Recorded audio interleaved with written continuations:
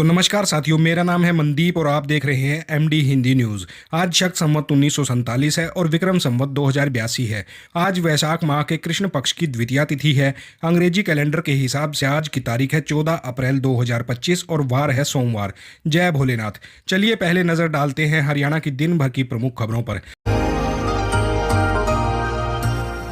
Haryana CET के लिए तय हुई एजेंसी 15 दिन के लिए खुलेगा पोर्टल। आंसर शीट होगी स्कैन, बताएंगे पूरी खबर।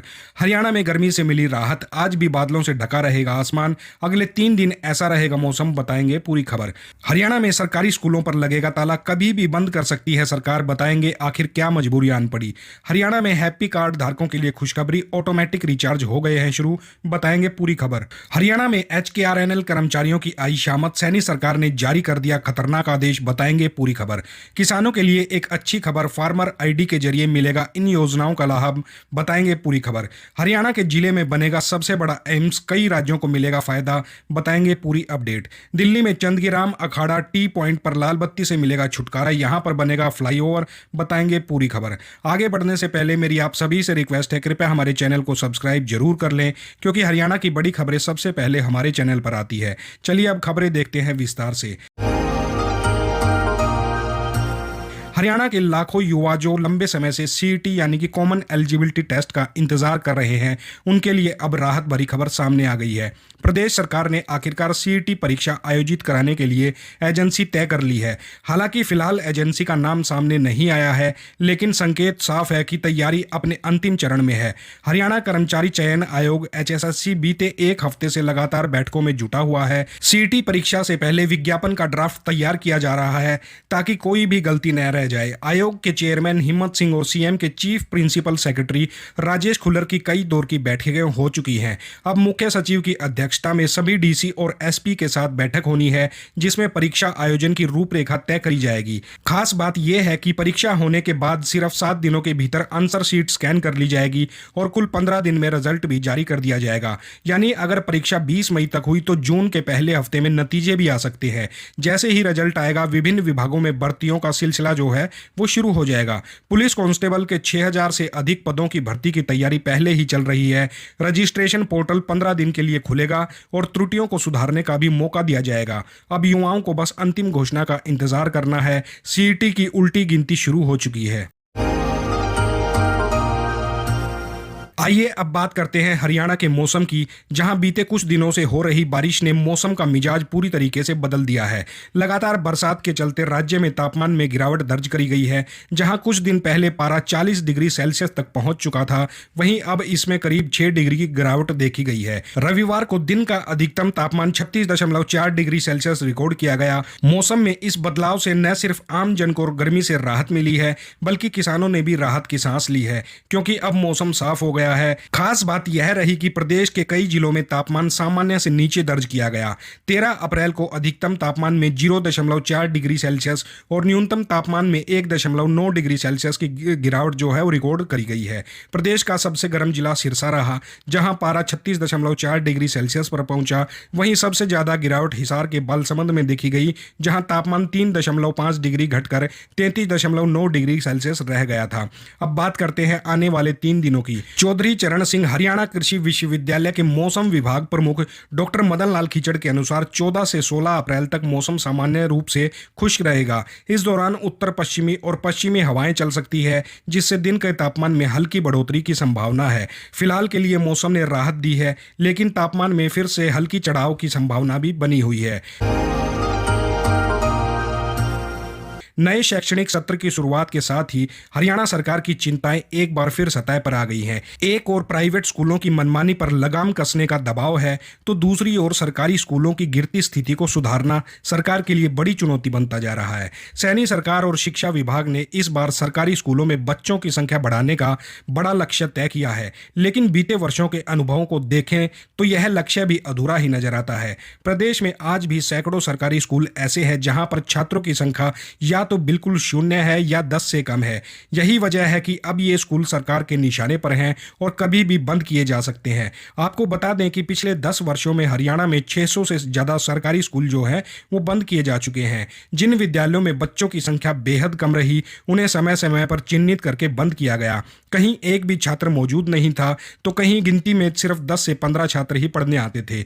अब एक बार फिर सरकारी स्कूलों के अस्तित्व पर संकट मंडरा रहा है। सवाल उठता है कि कौन से सरकारी स्कूल इस बार बंद होंगे और क्या सरकार इन संस्थानों को पुनर्जीवित कर पाएगी। ये जानना अब सभी की उत्सुकता का विषय बन चुका है।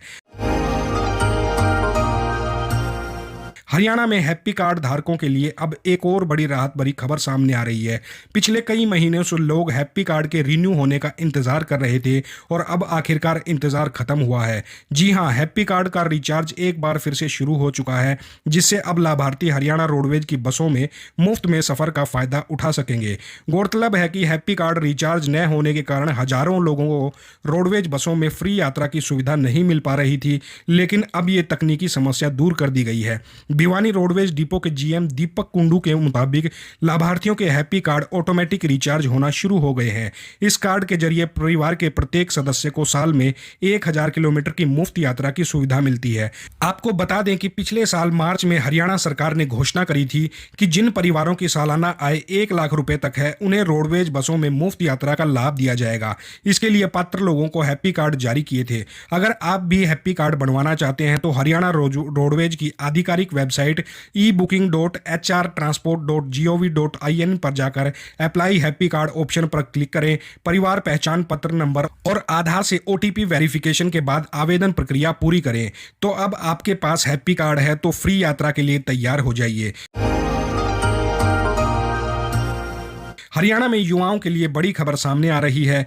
हरियाणा कौशल रोजगार निगम लिमिटेड यानी कि HKRNL के तहत कार्यरत हजारों कर्मचारियों की नौकरी अब खतरे में है। HKRNL की शुरुआत सरकार ने युवाओं को सरकारी नौकरी में अनुबंध पर रोजगार देने के मकसद से करी थी। इस प्लेटफॉर्म के जरिए हिसार, रोहतक, गुरुग्राम, करनाल, फरीदाबाद जैसे जिलों में हजारों युवा काम कर रहे हैं। लेकिन 3 अप्रैल 2025 को सरकार द्वारा जारी किए गए एक आदेश ने इन युवाओं की चिंता बढ़ा दी है। इस आदेश के मुताबिक जिन विभागों में रिक्त पद नहीं है, वहां अगर ग्रुप सी के नए अभ्यर्थियों को नियुक्त किया जाना है तो पहले से काम कर रहे कॉन्ट्रैक्चुअल स्टाफ को हटाया जा सकता है।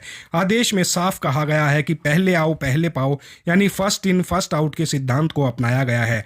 यानी सबसे पहले नियुक्त कर्मचारियों को सबसे पहले हटाया जाएगा ताकि HSSC CET पास नए अभ्यर्थियों को मौका मिल सके।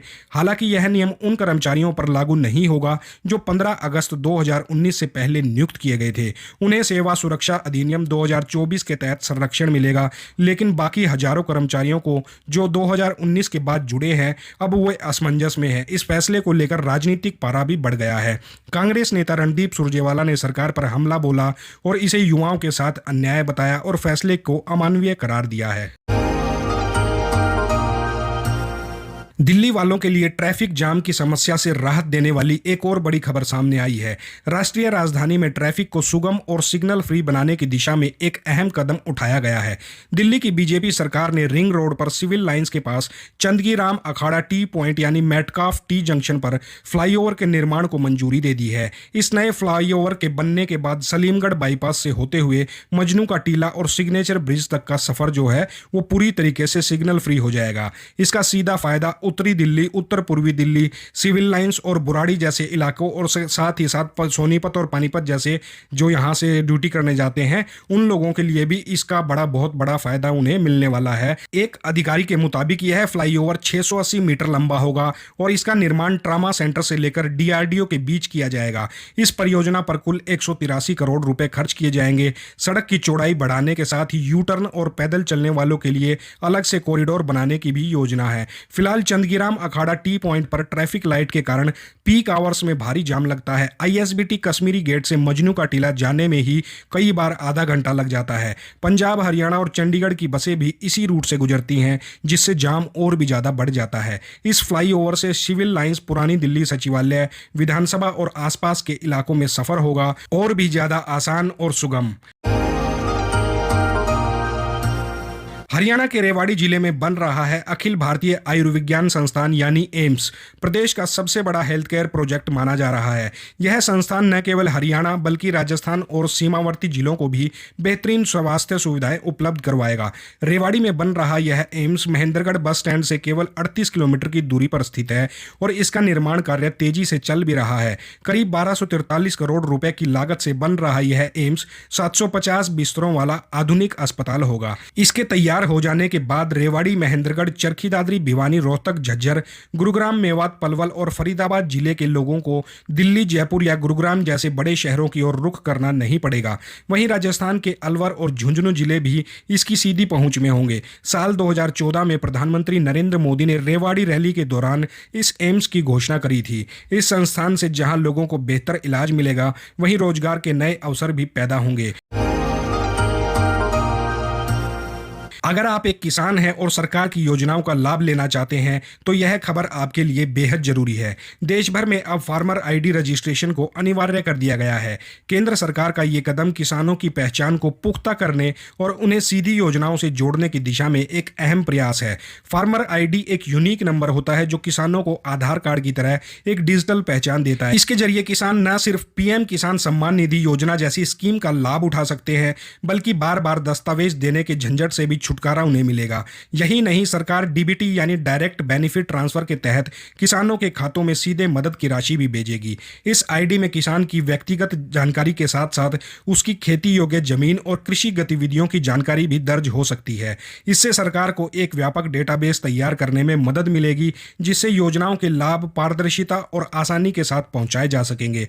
अब बात करते हैं कि रजिस्ट्रेशन की प्रक्रिया की। इसके लिए किसान को आधिकारिक वेबसाइट पर जाना होगा, वहां नया खाता बनाएं पर क्लिक करें और आधार नंबर और मोबाइल से ओटीपी वेरिफिकेशन करें। फिर अपनी जानकारी भरें, दस्तावेज अपलोड करें और ई साइन की प्रक्रिया पूरी करें। रजिस्ट्रेशन के बाद आपको एक रसीद मिलेगी जिसे सेव करना जरूरी है। इस प्रक्रिया के लिए पात्रता भी तय करी गई है। आवेदक किसान की उम्र 18 वर्ष से अधिक होनी चाहिए, खेती योग्य जमीन होनी चाहिए और वह भारत का मूल निवासी होना चाहिए। जरूरी दस्तावेजों में Aadhaar card, PAN card, bank passbook, भूमि दस्तावेज, जाति व निवास प्रमाण पत्र शामिल हैं। तो किसानों से हमारी अपील है, अगर आपने अभी तक फार्मर आईडी नहीं बनवाई है तो जल्द से जल्द रजिस्ट्रेशन करें और योजनाओं का सीधा लाभ उठाएं। तो साथियों, ये थी हरियाणा की आज की प्रमुख खबरें। जो साथी नए हैं वो कृपया हमारे चैनल को सब्सक्राइब जरूर करें। मिलते हैं आपसे कल नई खबरों के साथ। तब तक अपना ख्याल रखना। आपका दिन मंगलमय हो।